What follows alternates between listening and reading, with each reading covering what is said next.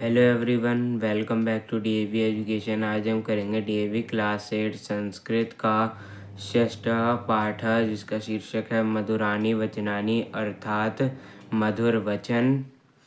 पहली सूक्ति है विद्या ददाति विनयम। तो इस सूक्ति का अर्थ है कि विद्या जो है विनम्रता देती है। तो इसके भावार्थ को समझते हैं।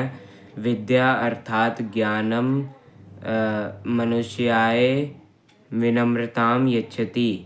विद्या अर्थात जो ज्ञान है वह मनुष्य को विनम्रता यच्छति अर्थात विनम्रता देती है। जनाः विद्या नम्रतां प्राप्नुवन्ति अतः विद्यां प्राप्य अभिमानं मा कुरुत। जो लोग होते हैं जब विद्या के द्वारा विनम्रता को प्राप्त करते हैं, विनम्रता को प्राप्त कर लेते हैं, इसीलिए ही विद्या को प्राप्त करके हमें अभिमान नहीं करना चाहिए। दूसरी सूक्ति है जननी जन्म भूमिश्च स्वर्गादापि गरीयसी। तो इस सूक्ति का अर्थ है कि जो जन्मभूमि और जन्म भूमिश्च, यहाँ पे च अलग है तो इसका अर्थ हुआ कि जननी और जन्मभूमि। जन्मभूमि का अर्थ है जहाँ हमारा जन्म हुआ है और जननी का अर्थ है माता। तो जो माता और जन्मभूमि है वे स्वर्ग के समान है। गरीयसी मतलब स्वर्ग के वो समान है। तो इसका भावार्थ है जन्मभूमि माता इव अस्ति।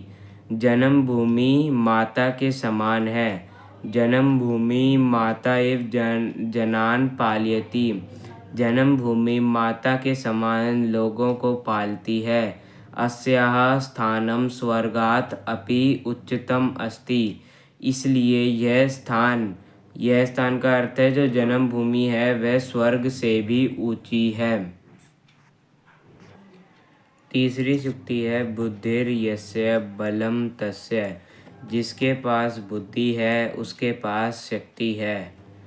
इसका भावार्थ समझते हैं। बुद्धि एव मनुष्यस्य वास्तविकम बलम अस्ति। बुद्धि ही मनुष्य का असली बल है अर्थात शक्ति है। बुद्धिया एव मनुष्यः शक्तिं प्राप्नोति। बुद्धि से ही मनुष्य को शक्ति प्राप्त होती है। यहाँ पर मानसिक बल से ज़्यादा शारीरिक बल को महत्व दिया गया है। अतः यह बुद्धिमान अस्ति सह वह एव वस्तुतः शक्ति युक्तः अस्ति। इसलिए जिसके पास बुद्धि अर्थात जो बुद्धिमान है वह ही शक्ति युक्त है। अगली सूक्ति है सर्वस्य लोचनम शास्त्रम अर्थात शास्त्र ही सबकी आँखें हैं। इसका भावार्थ समझते हैं। शास्त्राणाम ज्ञानम एव मनुष्यस्य वास्तविकम नेत्रम अस्ति। शास्त्रों का ज्ञान ही मनुष्य का वास्तविक नेत्रम है अर्थात असली आँखें हैं। ज्ञान शक्तया एव मानवस्य कार्याणि सिद्ध्यन्ति। ज्ञान की शक्ति से ही मनुष्य के कार्य सिद्ध होते हैं। अतः शास्त्राणाम ज्ञानम प्राप्तुम सदैव तत्परः भवेयुः। इसलिए शास्त्रों के ज्ञान को प्राप्त करने के लिए सदा तैयार रहना चाहिए। सत्यमेव जयते न अनृतम। इसका अर्थ है सत्य की जीत होती है, झूठ की नहीं। अनृतम का अर्थ है झूठ। इसका भावार्थ है संसारे सत्यस्य एव जया भवति न तु असत्यस्य। संसार में सत्य की ही जीत होती है, असत्य की नहीं। अतः सर्वदा सत्यम वदन्तु। इसलिए सदा सत्य ही बोलो। अगली सूक्ति है माँ भ्राता भ्रात्रम द्विक्षत। इसका अर्थ है कि भाई को भाई से कभी भी द्वेष नहीं करना चाहिए, अर्थात लड़ाई नहीं करनी चाहिए। इसका भावार्थ है जनेषु भ्रातृभावः भवेत् न तु द्वेषः। लोगों के अंदर भाईचारे की भावना होनी चाहिए, द्वेष की नहीं। केनापि सह ईर्ष्यां मा कुरुत। किसी के साथ हमें ईर्ष्या नहीं करनी चाहिए। परस्परम मिलित्वा वसेयु। हमें सबके साथ मिलकर रहना चाहिए। अगली सूक्ति है आलस्यम ही मनुष्याणाम शरीरस्थो महान रिपुः। आलस्य ही मनुष्य के शरीर में स्थित, शरीरस्थों का अर्थ है शरीर में स्थित, महान रिपु अर्थात सबसे बड़ा शत्रु है। इसका भावार्थ है अस्माकं शत्रुः अस्माकं शरीरे एव अस्ति। हमारा शत्रु हमारे शरीर में ही है। एषः शत्रु कः। यह शत्रु कौन है? तो इसका उत्तर है आलस्यम। आलस्य ही हमारा शत्रु है। आलस्यम एव वस्तुतः अस्माकं शत्रु अस्ति।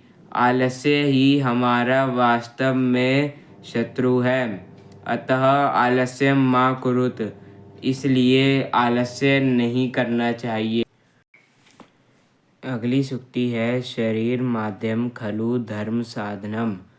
इसका अर्थ है कि धर्म को करने का पहला साधन हमारा शरीर ही है। इसका भावार्थ समझते हैं वयम का सर्वाणि कार्याणि शरीरेण एव कुर्मः। हम सभी कार्य शरीर के द्वारा ही करते हैं।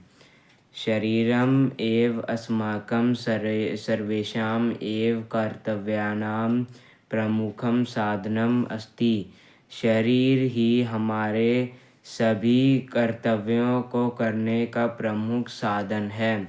धर्मस्य पालनस्य साधनम अस्ति। धर्म का पालन करने का साधन भी शरीर है। अतः शरीरेण सदा स्वस्थः भवेयुः। इसलिए शरीर को सदा स्वस्थ रखना चाहिए। अगली सूक्ति है न धर्म वृद्धेषु वयः समीक्षते। जो धर्म के वृद्ध अर्थात धर्म के जो ज्ञाता हैं, अर्थात जिनको धर्म की सभी बातों का अच्छे से ज्ञान है, हमें उनकी आयु, वया का अर्थ है आयु के ऊपर समीक्षते अर्थात सोच विचार नहीं करना चाहिए। इसका भावार्थ है ये ज्ञानिनः सन्ति। ये ज्ञानी लोग गुणिनः सन्ति। गुणवान अर्थात गुणों में युक्त, कर्तव्य पालने च सिद्धः और कर्तव्य का पालन करने में सिद्ध हैं।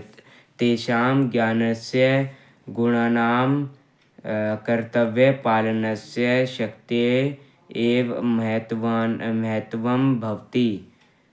उनके ज्ञान की, गुणों की और कर्तव्य पालन की शक्ति का ही महत्व हो जाता है। उनके ज्ञान की कर्तव्य पालन की शक्ति का ही महत्व होता है।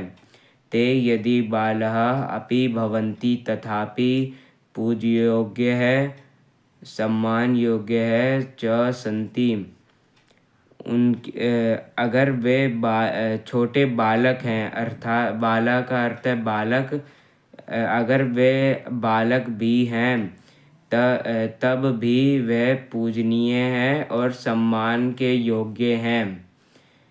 इस सूक्ति का अर्थ है कि जो धर्म में ज्ञाता होते हैं, धर्म के जो ज्ञाता होते हैं, हमें उनकी आयु के ऊपर सोच विचार नहीं करना चाहिए, क्योंकि जो धर्म का ज्ञाता है वह कोई बालक भी हो सकता है, चाहे वो कितना भी छोटा क्यों ना हो, या बड़े से बड़ा वृद्ध भी हो सकता है, अर्थात कोई भी बूढ़ा भी हो सकता है। अगली सूक्ति है सर्वे भवन्तु सुखिनः। सभी सुखी हों। इसका भावार्थ समझते हैं। अस्मिन् संसारे सर्वे सुखम प्राप्नुः इति एव अस्माकं इच्छा अस्ति।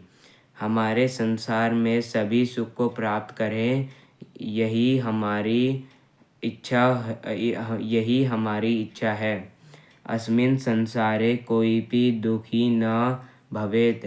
हमारे संसार में अर्थात इस संसार में कोई भी दुखी न हो। सर्वे सुख युक्तः भवेयुः। सभी सुख युक्त हों। हमारी इस चैप्टर की एक्सप्लेनेशन हो चुकी है। इस चैप्टर की अभ्यास की वीडियो जल्दी अपलोड होगी।